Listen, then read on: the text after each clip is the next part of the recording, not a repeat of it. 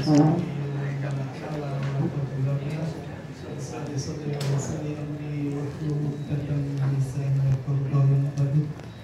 hormati, saya muliakan seluruh hadirin wabil khusus para pionir di LKM, Bapak Megho Suryo, Bapak Johan, Bapak Franky, dan seluruh jajaran pimpinan di masing-masing LKM di seluruh Indonesia dari wilayah 1, wilayah 2, wilayah 3, dan wilayah 4.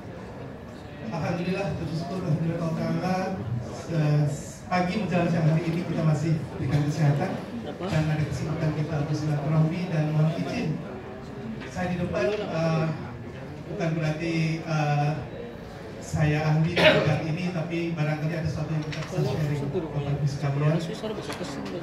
Hal yang mungkin kita perlukan nanti pada saat kita akan sama-sama membangun asosiasi kita. Baik Bapak Ibu sekalian, mungkin ini yang kedua kali. Pertama kita pernah ketemu juga di Jogja, yang pernah hadir.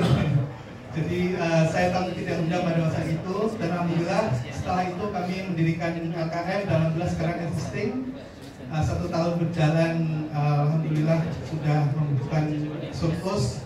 Dan alhamdulillah juga kita punya sedikit pengalaman yang bisa kita sharing. Tapi bukan itu sebetulnya yang kita sharing, tapi kita akan sedang menghadapi secara bersama-sama suatu kondisi 2023-2024 sebagai salah satu pijakan kita untuk menyusun rencana bisnis kita ke depan. Selain itu juga untuk membangun asosiasi kita bersama. Mungkin sedikit pengalaman saya yang saya pernah sharing Bapak Ibu sekalian.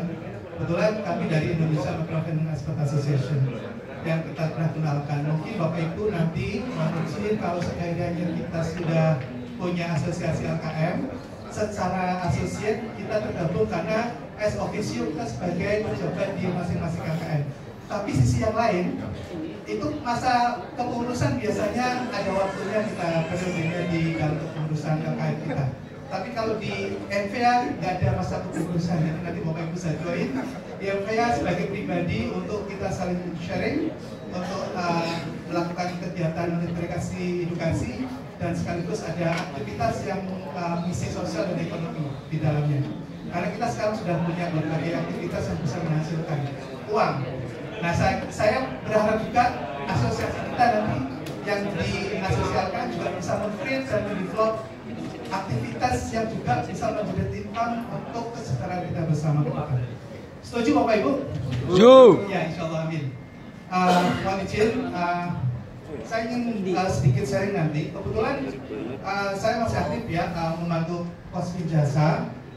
Mungkin Bapak Ibu ada yang memahami dan kenal atau belum. Yang saat ini kita sedang duduk bersama-sama di sini. Ini adalah pemilik terbesarnya Kosmin Jasa. Ya. Jadi Kosmin Jasa sudah punya 9 anak perusahaan ya di bawah kepemilikan koperasi, dan sudah ada yang go public juga asuransinya, dan saya pegang salah satu asuransinya yaitu Takaful.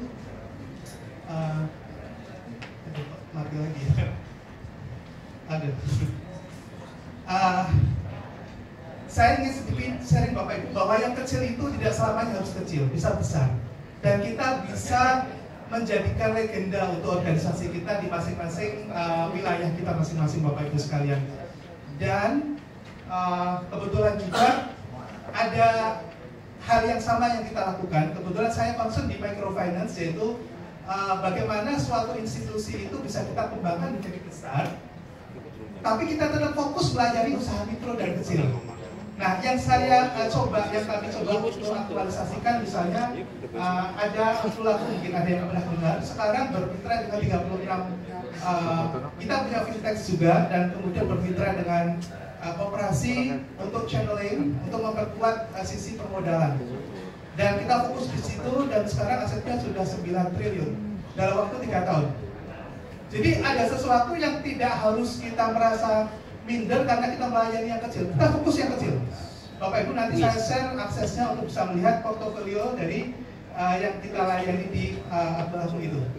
Jadi sekarang menjadi salah satu fintech terbesar di Asia Tenggara nomor 2. Itu yang pengalaman nanti kita bisa share sama-sama. Kemudian kebetulan kita juga di asuransi Takaful punya Kosmin Jasa ini juga sekarang fokus ke mikro.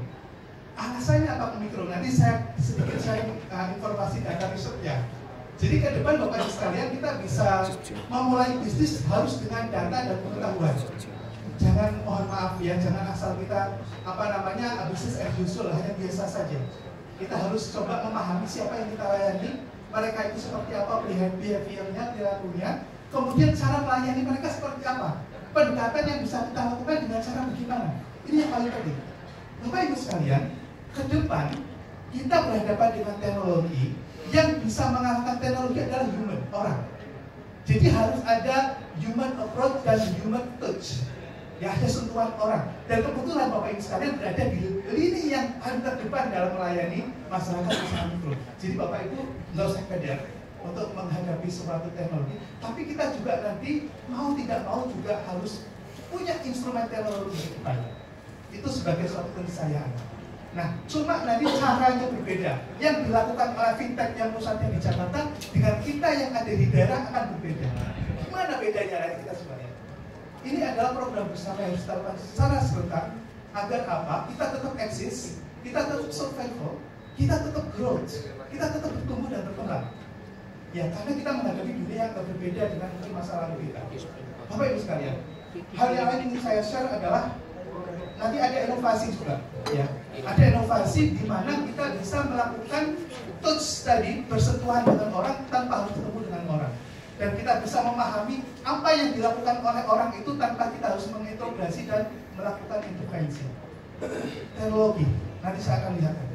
Ya, nanti mudah-mudahan tidak ada kendala di jaringan. Nanti kita bisa lihat. Dan kita bisa lakukan di LKM itu. Kemudian kebetulan juga Bapak Ibu sekalian, saya di BNI sebagai konsultan ahli untuk mendevelop microkredit. Saya nanti akan cerita juga apa yang dibawa BNI. Setelah hasil riset, ini data agak sedikit rahasia, tapi dengan Bapak Ibu mohon izin saya buka sedikit. Biar tahu gitu. Sebetulnya apa yang sedang dipikirkan oleh korporasi besar, gitu ya. Nah, lalu kita harus bagaimana? Kita harus bagaimana dan kita harus melakukan apa? Karena kalau kita tidak paham, kalau kata Sun Tzu itu kalau mau berperang itu ketahui lawan. Ya. Lalu kemudian setelah kita ketahui, kita juga mengetahui diri sendiri, jangan hanya ketahui lawan. Ketahui diri sendiri, maksudnya kekuatan kita di mana, kelemahan kita di mana. Baru kemudian kita akan melakukan dua keputusan. Keputusan untuk menghadapi atau keputusan untuk berkolaborasi atau keputusan yang ketiga untuk mati. Itu pilihan. Mau mati atau kita mau coba berperang, berarti ada dua kemungkinan, bisa menang, bisa kalah, atau kita berkolaborasi. Jadi itu suatu pilihan kata Sun Tzu. Nah, kita nanti Bapak Ibu sekalian akan coba saya lihatkan. Sekarang ini Bapak Ibu dengar nggak isu mau resesi 2023? Oke, ceritanya nanti gimana sih? Mohon izin, boleh nggak saya cerita? Boleh. Boleh ya. Jadi resesi itu sebenarnya gimana? Apa? Lalu dampaknya terhadap kita bagaimana? Kalau kita hanya tangkap mentah-mentah dan kemudian kita coba tidak mengetahui, padahal kita adalah para pelaku bisnis Bapak Ibu sekalian. Pelaku bisnis, kita bergerak memang di sektor mikro, tapi kita harus berpikir makro. Karena yang kita hadapi itu tidak hanya yang kita lihat saja. Ketika di sebelah tetangga negara kita melakukan sesuatu hal akan berdampak terhadap kita. Apalagi yang kemudian terjadi itu di negara-negara maju, superpower yang memang kita tergantung pada mereka. Mereka batuk-batuk, kita beberapa saat kemudian akan menular ke kita. Dan itu lalu harus bagaimana kita?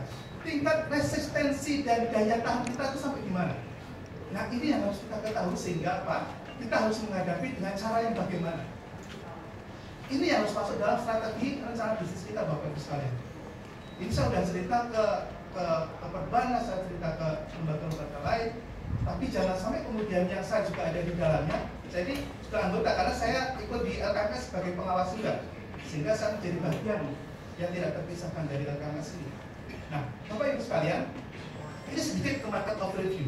Ini kata Direktur BI yang cerita dari Pak Peri, ya. Pak Peri Warsudi mengatakan bahwa kondisi saat ini kuartal 2 berarti kemarin, memasuki pada tahun ini itu masih berada di dalam angka pertumbuhan yang bagus. Bapak Ibu, di dalam ekonomi makro itu ada 3 yang kita perlu tahu. Pertama apa? Pertumbuhan. Pertumbuhan itu apa?